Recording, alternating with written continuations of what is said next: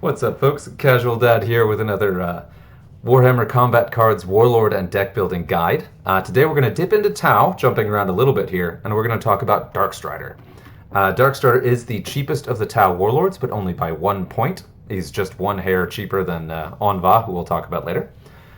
Which does give him an advantage in and of itself, of course. So he is just the cheapest one, so if you have your powerful cards, you can really stack your deck for Tau with cards with him, because you have that extra point to play with. He comes in at kind of middling stats. He's got a decent ranged attack for his points, and he does also have a melee attack, so he can finish off injured cards and he can take out shields. But his hit points are quite low, especially for a warlord, so you really don't want him on the table at any point at all.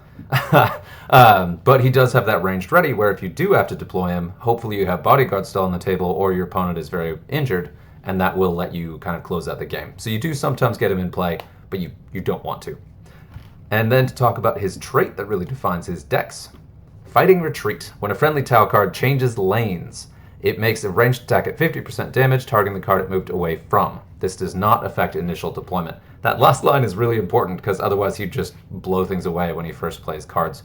So how does that work?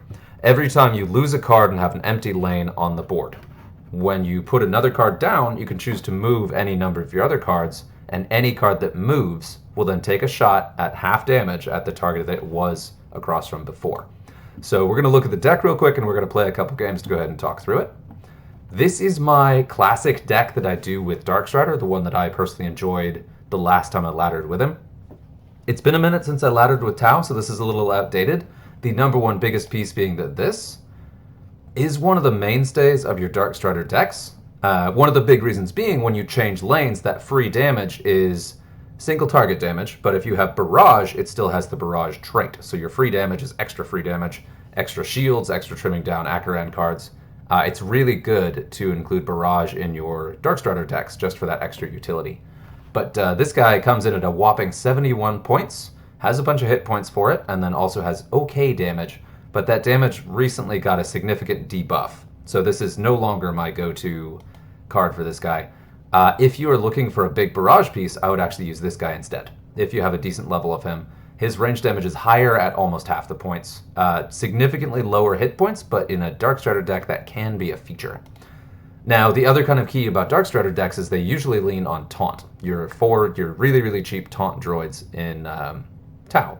For me personally, I take a much more aggressive approach. I really like your target acquired cards, in part just because while the ability is really, really good, if you build your entire deck around it, you are actively losing cards to win the game, and I prefer a more aggressive approach. Also, his ability is best when opposing cards are already weakened, so you want to soften them up first, so that your changing lanes damage will actually kill cards, instead of just hitting something that's going to take a while to die anyway. Because that positioning, you want it to trigger at the right times. So I've got a ton of Barrage in here, and I do have the one taunt card. So I've got just this guy in here just because he fit in at the deck points. But I'm going to go ahead and swap this guy out. We'll go ahead and edit this. And this is going to be a little bit more deck building than I usually do, which hopefully is helpful. I also am fortunate that I just hit kind of a critical mass with Tau, to where my cards are very, very scary. I just hit the key level with this guy where we got that 122 range damage. He's just going to keep getting from here, or getting better from here. But that's the part I really wanted him to be, is these two right here. I wanted to get him over 100 base damage, and then also precision shot rank 3. So he'll do a lot of damage. Comes in at the higher price point and saves me, I think, 8 points versus the guy I just had in there. Yeah. Now, there are a couple other pieces to consider. You can always do your big battle suits, but one of the tricky things about Darkstrider is you are relying on your cards dying. And for me personally, I find that if I stack with cards that are too expensive, like your Riptides, then losing one really, really hurts. So I like to spread the points out a little bit more than that, and you'll find that I have a bunch of aggressive cards where I expect those cards to die and allow me to keep repositioning stuff. So like these these 5 right here at the bulk of the deck. 2 Barrage to get a bunch of Barrage out of that, and then the 2 target acquired. I really can't recommend a Tau deck without this guy in it. This is an 8.9 target acquired, really, really punches hard for 8 points, and just is perfect for Darkstrider because it'll let you remove a key threat, but then also trigger his ability because it's going to die fairly quickly. But before it dies, it has an actual meaningful ranged attack at 52 at this level. which I think is level 7, yeah. And it's a rare card, so you should be able to level this up fairly quickly.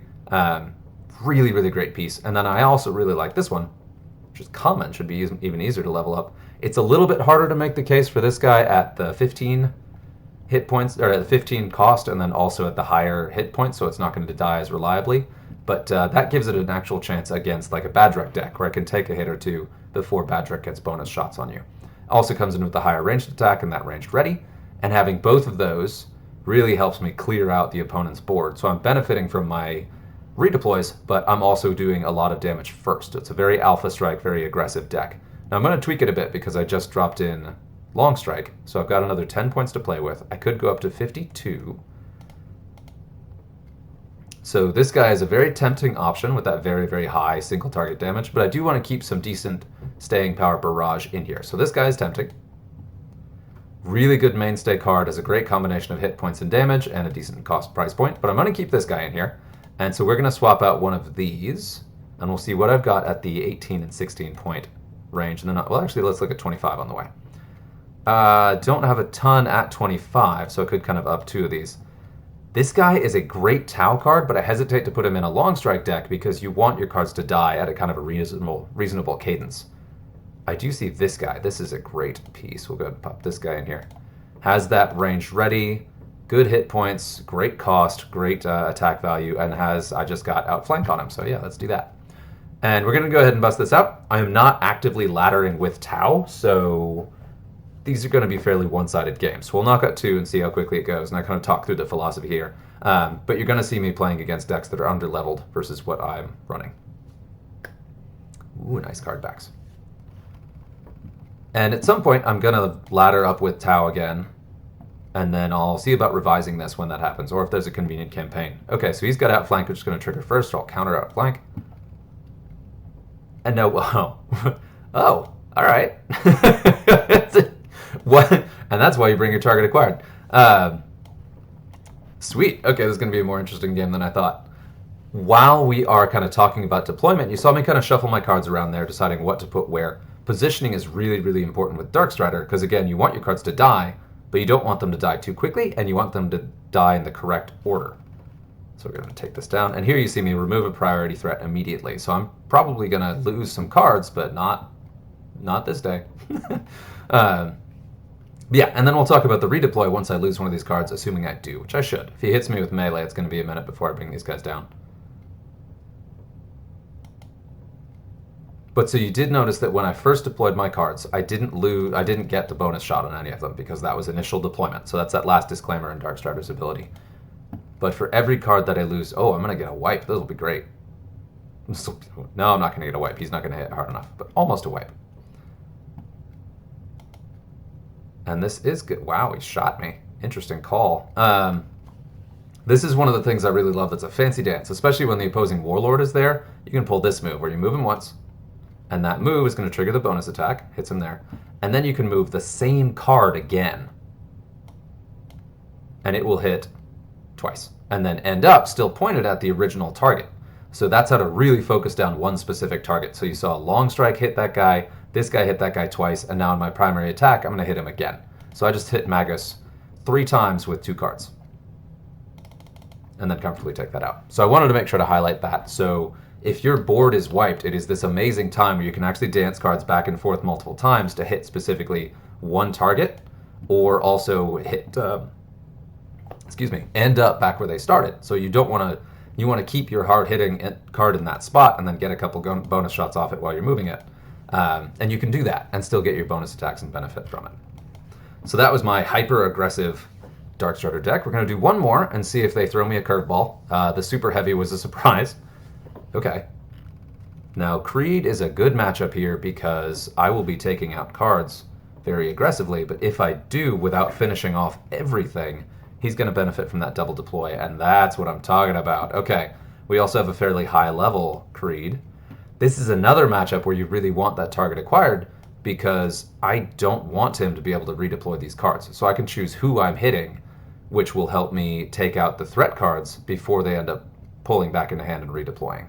I may not have enough to take this guy down, but I think I do, because the debuff, yeah, we'll see with the target acquired. It's going to depend a lot on the level of that target acquired, and no, it didn't quite have it. So if that was target acquired rank 4, that would have killed it, but I didn't make it out, which is bad because it's going to redeploy and then it's going to outflank me again. Here's the downside too.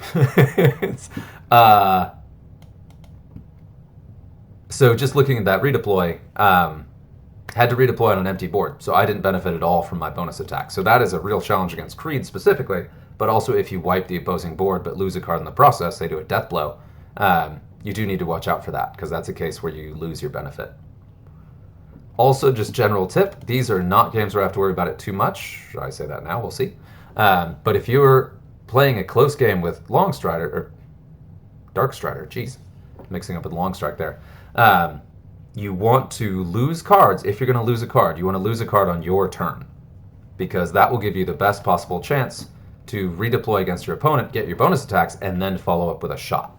Now, that's not always true. Sometimes it's worth it to lose a card on your turn just to do some key critical damage that's really going to matter in the course of the game. Ooh, that hurt. Yeah, this is actually a pretty scary deck. This is a good matchup. Thanks, game. Oh, so, okay, here I'm going to do this barrage card. So we moved Longstrike, he's going to nail the tank. And then when oh, it's not going to be enough. Oh, it'll work. Okay. This should be an easy wipe. My thought was that I could move the barrage card over and end up taking out this guy here before my turn started, which I maybe could have. Yeah, I don't know. If I'd put it to the right of Longstrike on the beginning and then moved it over once, that barrage may have taken out the Valkyrie first. Not that I needed that. It isn't close enough. I was doing a decent job taking things out anyway, but it was kind of a fun play. I wanted to go ahead and show. Ouch. But yeah, that Longstrike is such a powerful card. I mean, of course, he's legendary. He's hard to get, obviously. That's a bummer about that. But extremely good, especially because he's got that really hard-hitting single target damage, a lot of hit points, and then also has that Inspire to really help out the rest of your cards on the board. So that's really one of the things that pushes him over for me in this deck build, even though he is single target instead of having that barrage, but that's okay. Got a little barrage mixed in elsewhere to help out. So you got to see that hyper-aggressive deck. That was a better matchup than I was hoping to play, so that's really good. That's great. So that's Darkstrider. If we're kind of talking about some other deck builds, again, I mentioned that kind of the go-to key pieces that you'll get in this deck are going to be your... Any second now. There we go. Are going to be your cheap taunt drones. So you're looking at this guy here, 3 points. My God, yeah, okay. This, of course, is an obvious call to put in the deck, and then there's the other one, too. What's the other taunt drone? I knew there's another one. There may not be. There may just be the one taunt drone. I'm totally wrong. Tau is not my most played faction, so... No, there it is. Okay, yeah, so you have 2 3-point options. So for 6 points, you can get 2 taunt cards in here. They will help keep your heavy hitters alive for another turn or two, but really you don't want to over-rely on those because it costs you a card slot. You're guaranteeing that they'll die in a single round of shooting because they are pretty squishy, or a single round of combat. So again, I personally really like to mix in taunt, especially the more durable one. Just because some cards in the late game will hit so hard that you want a taunt that'll actually be impactful. So you want the one that can actually take a hit, and then also so that you can mix in those target acquired cards. And I really, really like the target acquired cards. You can also do this guy, but I tend to swap him out. The 3 points and the ranged ready is very nice. It really sets up your follow-up turns. But the lack of offensive output has had me switch to these two generally just because they're so hard-hitting. But I could really supercharge the damage on this if I changed this to one of these, and then I changed this guy to the cheapest possible target acquireds. Now suddenly I have 20 points open to play with to replace this guy or this guy. This guy, though, is one of my favorite pieces to include in a Darkstrider deck because he gets that precision shot, which you can do after, so you can do your deployment shuffling and then choose where he's going to be for that precision shot to land. But then also he is cheap. He hits really hard, and he's got low hit points. So he will hit very, very hard and then probably die, so you have a chance to shuffle your cards around. So it's that kind of bursty redeploy option there that I really enjoy with Darkstrider. I would avoid, like the plague, anything with Endless. That is not what you want in a Darkstrider deck, because it'll die and give you no benefit for your bonus attacks. Don't do that. Not the deck to put in your Endless cards. Medicae is also an option. I don't use this guy much at all because I got him very late. He's a fairly new card, and I have to level him up to at least that trait rank 3 before I tend to use him. Also, I don't know that I'd put him in a Darkstrider deck because you kind of want your cards to die. Not too quickly, but you do want them to die. So, and then again, we still have these 20 points to play with. My goodness. So this is my next damage piece. So I'm 26, which should be... Oh, it doesn't really give me anything too good on that. So we'll pop this guy in here. Is okay. Yeah, nice combination of offense and defense. And then we could go up to 17, which is also not great. It's not bad. God, half damage. I never use this guy. I do not like this card because his attack stats are way too low for his cost. I've got a 12-point option that does almost double that damage. So we can go back up to 8 with one of these. Or we can take this guy up to 23. We can take this guy up to 47. Let's kind of muck around with this. We got the 17 to 23. Excuse me, 22. Which puts us in here to do Big Game Hunter, which is very tempting. This 47 doesn't give us much, does it? No, it really doesn't. Okay. I do also really like this one. It's got a really low ranged attack, though, for the cost. Not great in this deck. So we're going to go ahead and do this, which I may regret because I really liked that card. But I've got the other outflank here. Excuse me. And all of the abilities you have do trigger on those bonus shots. So Big Game Hunter also buffs that 50% base, so it'll be closer to a full damage attack against a 40-point or higher card. Yeah, that's good. We can go ahead and play with that. And so that was just kind of a quick deck build I would do. I have used this guy quite a bit. Again, cards that have ranged ready are very good, have a decent ranged attack, and are cheap and fragile are really good to hit and then die, just when you want them to. But again, I have shied away from that a little bit because, like I said, you want cards to die on your opponent's turn, so you have the most control of where you deploy and how, and then also you can soften up the opposing line before you then take your turn. So that's the way to get the most out of it, where you're doing extra damage before you actually shoot. And that's a really good way to clinch those close games where you would otherwise lose. So that's what we've got for a deck build. That is Darkstrider. Hopefully that's helpful, and until next time.